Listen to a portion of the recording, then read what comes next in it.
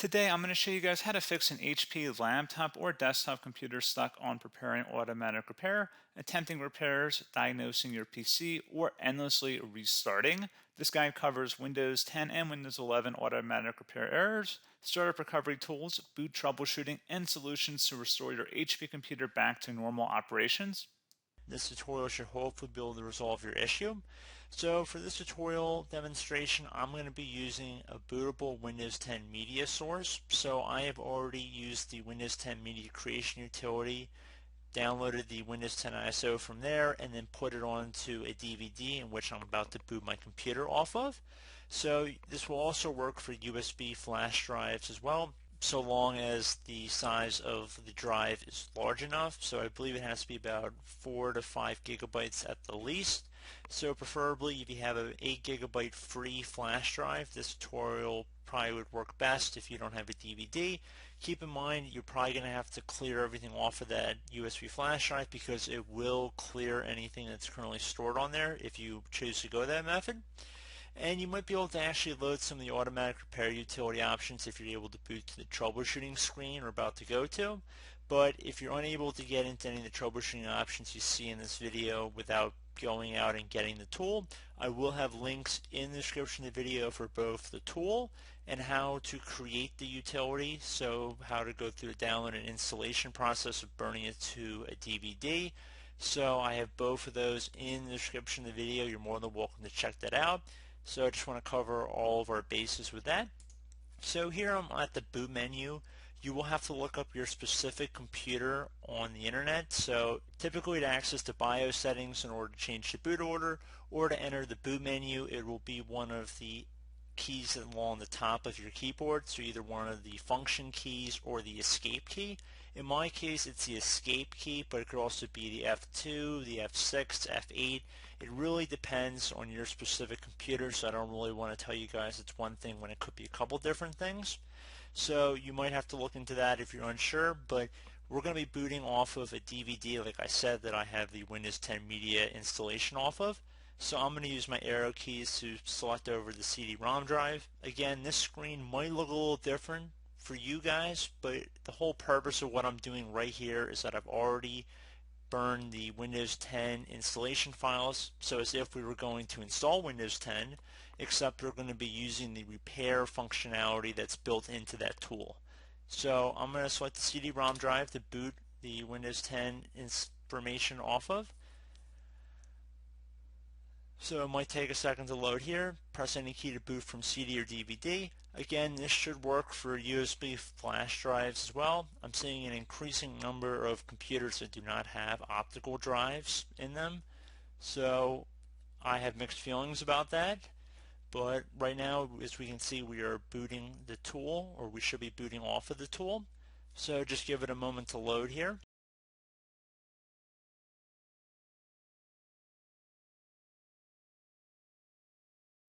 Okay, so you should get a Windows setup screen here.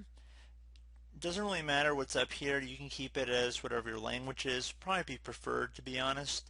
Just select Next. And instead of clicking on the Install Now button, you want to direct your attention over the bottom left corner where it says Repair Your Computer. You want to left click on that button instead. So here we go, guys. Choose an option. Now, like I said earlier in the video, if you're able to boot into this tool without downloading the media creation utility, going through that whole process, you're more than welcome to try it. However, if you don't have success with that, I would suggest going out on the internet and getting the tool like I'm showing in this video. So if you see the screen and you're already in the loop, just don't be surprised about that. It's the same utility, except this is not booting off of your potentially corrupt hard drive. So that's one reason why I like using this tool, because it's kind of separate from your main operating system. So underneath choose an option, I'm going to left click on the troubleshoot tile, reset your PC, or see advanced options. So you want to left click on that. Now we have several options here to choose from, and there are several different ways you could go about hopefully resolving the issue. Now I'm going to suggest them in the way that I would recommend trying them. The first thing I would personally recommend would be to go to the System Restore tile to use the System Restore point recorded on your PC to restore Windows. So if I left click on that and then I select my target operating system here, So currently I do not have any system restore points on this computer, which is a perfect reason to go jump back and go to some of the other methods I'm going to show in this tutorial. But if you did have any restore points, they'd be listed in a table, and there should be a little description information about if there was a Windows update that it happened that caused the system restore point to be created. And I would suggest restoring back your computer. I do find that does have some success, so I would recommend trying that first. That should actually resolve quite a few of your issues. So if I close out of here, so now brings us back to the choose an option screen. Like I said, I would recommend trying that first. If that did not work for you guys, I would also suggest if you had any image backup to a CD or DVD, so if you had already made something, you could do a system image recovery as well. Very few people probably have this or even know what that is, so I'm really not going to go into that method too much for this video, but if you selected it, again, you choose an operating system, you'd actually have to insert the DVD. I don't really know how many people have this all backed up, so I'm not going to really dig too deep into it, but if you did select the system image, again, you'd have to have already backed it up somewhere, so that's probably going to be tossed out. Again, it's another option. I'm just going down the list here, but the next one would be start repair, fix problems that keep Windows from loading. I would hold off on that one for a moment. I would actually suggest going back to a previous version. So if you select this option up here, select the target operating system, it should begin loading the previous build of Windows 10. So if you're running problems with the current version of Windows, going back to the previous version might fix them. This won't affect your personal files, but you'll lose any changes you've made to apps and settings since your most recent update. So I would suggest clicking on go back to the previous version. So I'm going to cancel out of here. So basically at this point we've already discussed the system restore. The next option I would suggest would be to go back to a previous version. The third option, if you do not have a system image recovery, which I'm assuming most of you guys probably don't, would be to jump ahead to the startup repair, which will fix problems that keep Windows from loading. While this sounds very good, it probably has not fixed your issue yet because it usually loads this when your computer is stuck in an infinite loop.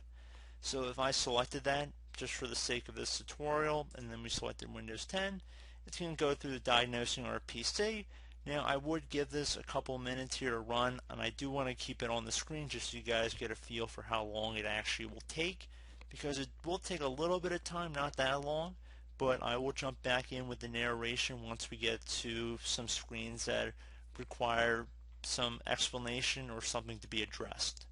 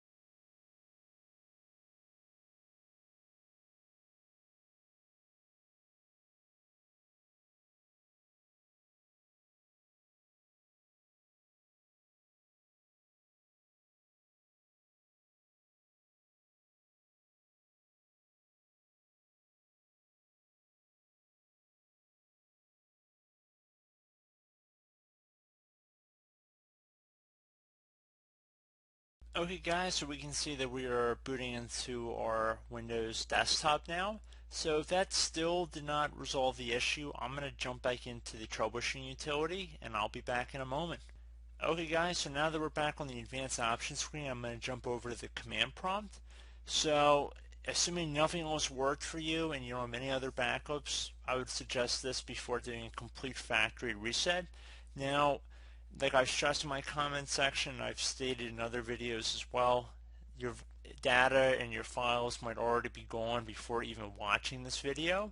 But if you do the method I'm about to show you guys, you really have to follow along with what I'm doing.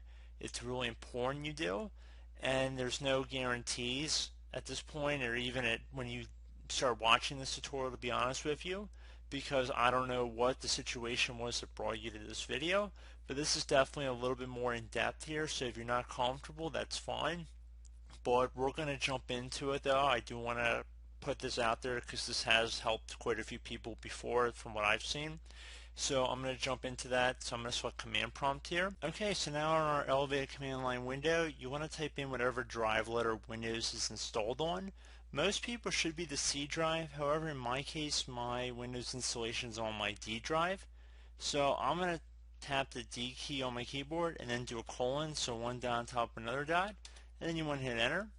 Once you've done that, you want to type in dir, exactly it appears on my screen. You want to hit enter again. Once you've done that, you want to type in cd space backslash Windows backslash system32 backslash config, exactly how it appears on my screen. Again, cd space backslash Windows backslash system32 backslash config. Then you want to hit enter. Once you have done that, you want to type in MD, so uppercase MD here, space backup, exactly how it appears on my screen. So again, MD backup. You want to hit enter. So if for some reason it says the MD backup's already in use or the name's already been taken, just add a 1 or a letter or something onto the end of it. So maybe you've done this before for some reason. So I just want to put that out there. Once you've done that, now you want to type in copy, and then you want to do a space, and now you want to do the little star that is above the 8 key on your keyboard. So do that little star. Then you want to do the period sign, so right next to the Alt key on your keyboard, so right above the Alt key, you want to do a period or a dot. And then you want to do another star. So again, star, period, star. And then once you've done that, you want to type in backup. After you do one more space, so you want to have space in between the last star and backup. Exactly how it appears on my screen. Then you want to hit enter. It should say that a certain number of files have been copied. Once you've done that, we're going to be continuing on in this tutorial. So you want to type in at this point cd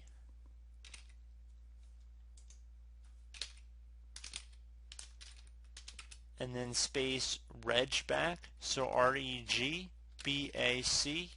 so cd space REG back. Then you want to hit enter. Once you've done that, you want to type in dir and then hit enter. So once you guys have done that successfully, you want to type in copy like we did before, so copy space, now you want to do a star, period, star, and then you want to do another space. Once you've done that, now you want to add 2 dots at the end. So after the star, you want to do a space and then 2 dots. Then you want to hit enter. It's going to say overwrite. We're going to type the letter A. To confirm, we're going to hit enter. Should say a certain number amount of files have been copied.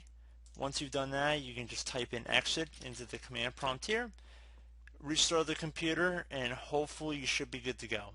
So I do hope this brief tutorial was able to help you guys out, and as always, thank you for watching, and I do look forward to catching you all in the next tutorial. Goodbye.